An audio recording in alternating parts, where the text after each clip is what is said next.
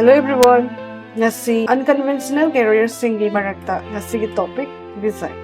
Design haibasi karino? Design haibasi process amani. Haibadi karigumba ama wakhalda sagalaga madubu maung maring naina planning tawduna objects, interactive system, building amadi vehicles na chingba kaya ama semba adubud. Design industry gi maruoiba thabak sing khara panjarabada web designer, graphic designer, video game designer, textile designer, jewelry designer, fashion designer, product designer asina chingba kaya amasu lei. Hariba thabak sing asi oinabigidamagta ekhoina tamdaba yadraba courses sing adudi Bachelor of Design, Master of Design, Diploma amadi certificate course kaya amasu lei. Hariba course sing asi tamninglabadi 12 pass with 50% score oigadabani. Design tamnanaba entrance exam kara pallabada NIFT, GAT and CAT, NID, DAT asina chingbatsini. Design da career ama sembada sangraba yadaba skills kara panjarabada creativity, communication skills, problem solving, analytical ability, teamwork skills asina chingba asin. Kanagumba mahirusingna akupa marolgidamakta SS Career Solution da lakpiyu natraga makhana pijariba number asida pau pawiro.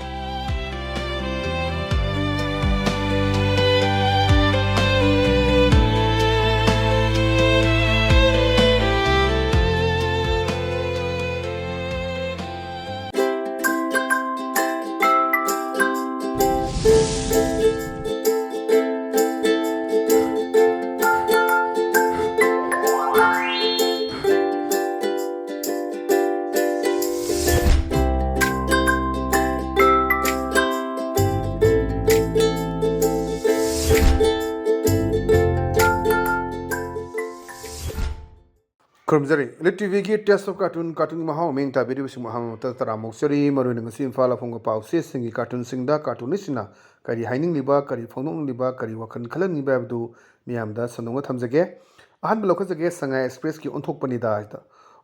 hariba cartoon sing view khoi gi agitation changhan mani lambi da koi tiar mai thab ge sin ni du da police department na kari haige do aduga le kari masida sangheliba sida kari hakchang sokpa kai leiba haibadu ega BBS na mon farak pu wakhalundu cartoon sigi khuthang da puthorak pani ada police ki kangbusin haire me amaru binu lambi thingbiu ki sukaide gari ki tayar de mai thabi ganu masigi maikhu mayam sina sor honbada changkhradi ekhoi mayam ki punsi tension gani na yam chomo boham ni khoi plastic kumba rubber gumba si yamna pakna daba lungs ta the heart ta changraga tongan ton belaina kya thon ba yab gi pot leibani na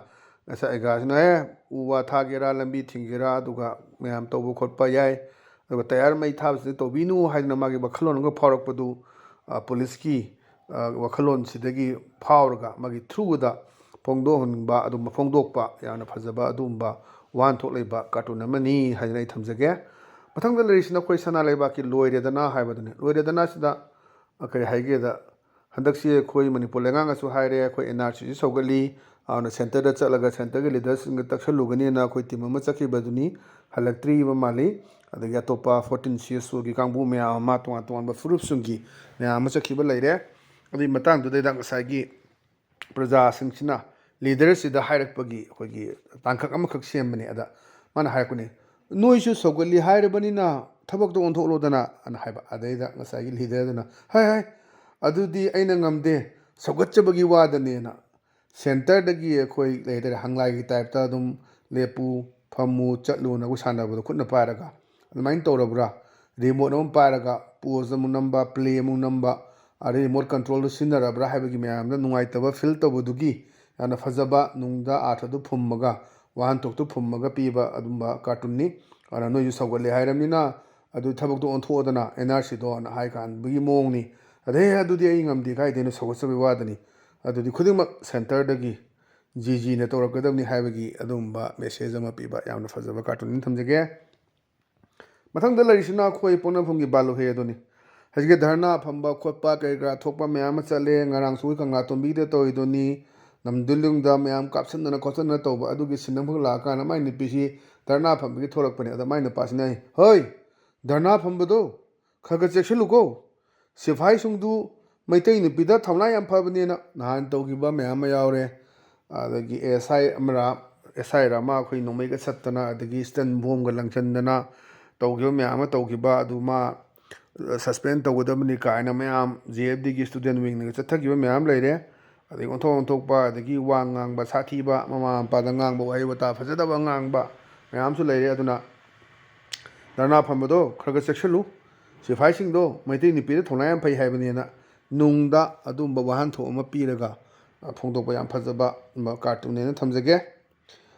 ꯃꯊꯪꯗ ꯂꯩꯔꯤꯁꯤꯅ ꯑꯩꯈꯣꯏ ꯍꯨꯏꯌꯦꯟ ꯂꯟꯄꯥꯎꯒꯤ ꯑꯁ ꯂꯣꯏꯔꯦ ꯍꯥꯏꯕꯗꯨꯅꯤꯅ ꯃꯆꯥꯁꯤ ꯁꯤꯈꯤꯕꯒꯤ ꯁꯤꯟ ꯑꯃꯅꯤ ꯑꯗ ꯃꯄꯥꯁꯤꯅ ꯀꯞꯄꯒ ꯍꯣꯁꯄꯤꯇꯥꯜꯁꯤ ꯂꯩꯔꯦ ꯃꯄꯥꯁꯤꯅ ꯍꯥꯏꯕꯗꯨꯅꯤ ꯅꯤꯄꯥ ꯃꯆꯥ ꯅꯪꯅ ꯍꯧꯖꯤꯛ ꯁꯤꯔꯤꯁꯤ ꯌꯨꯅꯅꯤ ꯍꯥꯏꯁꯤꯔꯥ ꯗ꯭ꯔꯛꯅꯅꯤ ꯍꯥꯏꯁꯤꯔꯥ ꯑꯅ ꯍꯥꯏꯔꯛꯄꯅꯦ ꯑꯗ ꯉꯁꯥꯏ ꯃꯆꯥ ꯑꯁꯤꯕꯁꯤꯅ ꯈꯨꯝꯃꯛꯄꯅꯤ ꯑꯣꯏꯕ ꯌꯥꯕ ꯅꯠꯇꯦ ꯁꯨꯝ ꯅꯣꯛꯅꯤꯡꯕꯒꯤꯀꯣ ꯌꯨꯅꯅꯤ ꯍꯥꯏꯕꯤꯌꯨ ꯌꯨꯅ ꯄꯥꯝꯖꯩ ꯕꯥꯖꯤꯑꯅ ꯗ꯭ꯔꯛꯅ ꯆꯥꯔ ꯁꯤ ꯍꯥꯏꯕꯗꯨꯗꯤ ꯌꯥꯝꯅ ꯐꯠꯇꯕ ꯆꯤꯡꯉꯤ ꯌꯨ ꯊꯛꯑ ꯁꯤꯁꯤꯗꯤ ꯈꯔ ꯍꯟꯊꯩ ꯁꯤꯅꯦꯕ ꯑꯩꯈꯣꯏ ꯊꯥꯏꯅ ꯈꯟꯅꯕꯗꯣ ꯑꯁ ꯅꯝꯕꯔ 4 ꯆꯥꯗ꯭ꯔꯦ ꯌꯨꯕ ꯊꯛꯑꯗꯤ ꯐꯔꯦꯗ ꯀꯩꯁꯨ ꯀꯥꯏꯗꯦꯗꯣ ꯅꯤꯁꯥꯗꯤ ꯅꯤꯁꯥꯅꯤ ꯃꯩꯔꯥ ꯄꯥꯏꯕꯤ ꯂꯥꯛꯈꯤꯕꯁꯤꯁꯨ ꯑꯩꯈꯣꯏ ꯅꯤꯁꯥ ꯕꯟꯗꯤꯅ 1980sꯀꯤ ꯃꯇꯝꯗꯨꯗꯒꯤ ꯂꯥꯛꯈꯤꯕ ꯅꯤꯁꯥ ꯕꯟꯗꯤꯗꯒꯤ ꯂꯥꯛꯑꯀꯥꯟꯗ ꯑꯩꯈꯣꯏ ꯃꯩꯔꯥ ꯄꯥꯏꯕꯤꯒꯤ ꯏꯍꯧꯁꯤ ꯑꯃꯨꯛ ꯃꯇꯨꯡꯗ ꯂꯥꯛꯈꯤꯕꯅꯤ 1980sꯀꯤ ꯃꯇꯝ ꯌꯥꯝꯅ ꯀꯞꯄ ꯑꯩꯈꯣꯏꯒꯤ ꯋꯥꯕ ꯃꯇꯝ ꯑꯗꯩ ꯏꯔꯥꯡ ꯑꯐꯁꯄꯥꯒꯤ ꯃꯇꯝ ꯑꯗꯨꯒꯤ ꯃꯇꯨꯡꯗ ꯐꯀꯥꯞ ꯇꯧꯕ ꯃꯌꯥꯝ ꯑꯃꯁꯤ ꯂꯩꯔꯤꯕꯅꯤ ꯂꯝꯕꯤꯗ ꯂꯨꯄꯥ 10 10 20 30 ꯄꯥꯏꯔ ꯆꯠ ꯌꯥꯗꯕ ꯄꯨꯂꯤꯁꯅꯤꯗ ꯐꯥꯕ ꯀꯥꯞꯊꯣꯛꯑ ꯍꯨꯟꯗꯣꯛꯑꯝꯕ ꯒꯦꯂꯦꯟꯇꯔꯤ ꯑꯋꯥꯔꯗꯀꯤ ꯀꯔꯤꯒꯤ ꯃꯌꯥꯝ ꯑꯃ ꯇꯧꯕ ꯃꯌꯥꯝ ꯑꯃ ꯂꯩꯔꯤꯕꯗꯨꯅꯤ ꯑꯗꯨꯗꯨꯅꯤ ꯃꯥꯅ ꯁꯤꯕꯨꯡꯉꯣ ꯅꯪꯅ ꯁꯤꯔꯤꯁꯤꯕꯨ ꯌꯨꯅꯅꯤ ꯍꯥꯏꯁꯤꯔꯥ ꯗ꯭ꯔꯛꯅꯅꯤ ꯍꯥꯏꯁꯤꯔꯥꯅ ꯑꯁꯤꯕꯁꯤꯅ ꯈꯨꯝꯃꯛꯄꯗꯨꯅꯤ ꯄꯥꯖꯤ ꯌꯨꯅꯅꯤ ꯍꯥꯏꯕꯤꯌꯨ ꯌꯨꯅ ꯄꯥꯝꯖꯩꯑꯅ ꯌꯥꯝꯅ ꯐꯖꯕ ꯑꯁꯤꯁꯨ ꯋꯥꯍꯟꯊꯣꯛ ꯂꯩꯕ ꯀꯥꯔꯇꯨꯟꯅꯤ ꯃꯊꯪꯗ ꯂꯩꯔꯤꯁꯤꯅ ꯑꯩꯈꯣꯏ ꯄꯤꯄꯜꯁ ꯀ꯭ꯔꯣꯅꯤꯀꯜꯒꯤ ꯐ꯭ꯔꯥꯏꯗꯦ ꯐꯟ ꯑꯗꯣ ꯐ꯭ꯔꯥꯏꯗꯦ ꯐꯟ ꯑꯁꯤꯗ ꯉꯁꯥꯏꯒꯤ ꯃꯤꯅꯤꯁꯇꯔ ꯂꯩꯔꯦ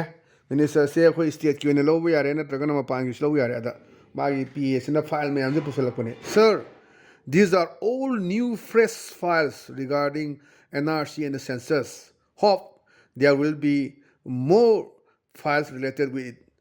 coming up aduna sida lai miyam se NRC gi census ki file ngaktani mayam amsu lakini na khalle na madu center ki wena lobu su yai na taga state ki wena lobu su yai toan ba khoi governor da pishan ba kari pishan ba CM da pishan mayam le aduna file mayam lakudo aduna khoi sidagi thagi ba file singidi Prime Minister Office da dum 10 na thadaraga thami kaina khoi phagi tongna ba yabu duni yengjen bidi haibani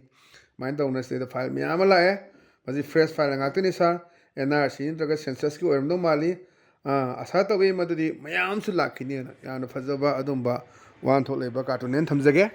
ꯉꯁꯤꯒꯤꯗꯤ ꯑꯗꯨꯝꯕ ELITETVꯒꯤ taste of ꯀꯥꯔꯇꯨꯟꯒꯤ ꯃꯍꯥꯎ ꯃꯇꯥꯡ ꯑꯁꯤ ꯂꯣꯏꯁꯤꯟꯖꯔꯦ ꯃꯤꯠꯌꯦꯡ ꯇꯥꯕꯤꯔꯤꯕꯁꯤꯡꯕꯨ ꯑꯃꯨꯛ ꯀꯟꯅ ꯈꯨꯔꯨꯝꯖꯕ ꯂꯣꯏꯅꯅ ꯀꯥꯏꯅꯅꯕ ꯌꯥꯊꯪꯖꯔꯤ ꯄꯤꯅꯕꯤꯔꯁꯤ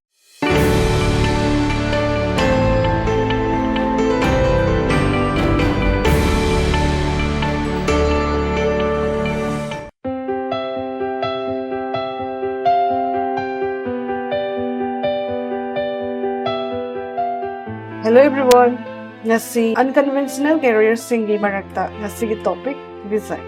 Design haibasi karino, design haibasi process amani. Haibadi karigumba ama wakhalda sagalaga madubu maung maring naina planning tawduna objects, interactive system, building amadi vehicles na chingba kaya ama semba adubu. Design industry gi maruoiba thabak sing khara panjarabada web designer, graphic designer, video game designer, textile designer, jewelry designer, fashion designer, product designer asina chingba kaya amasu lei. Hariba thabak sing asi oinabagidamagta ekhoina tamdaba yadraba courses sing adudi Bachelor of Design, Master of Design, Diploma amadi certificate course kaya amasu lei. Hariba course sing asi tamninglabadi 12 pass with 50% score oigadabani. Design tamnanaba entrance exam kara pallabada NIFT, GAT and CAT, NID, DAT asina chingbatsi. Design da career ama sembada sangraba yadaba skills kara panjarabada creativity, communication skills, problem solving, analytical ability, teamwork skills asina chingba asin.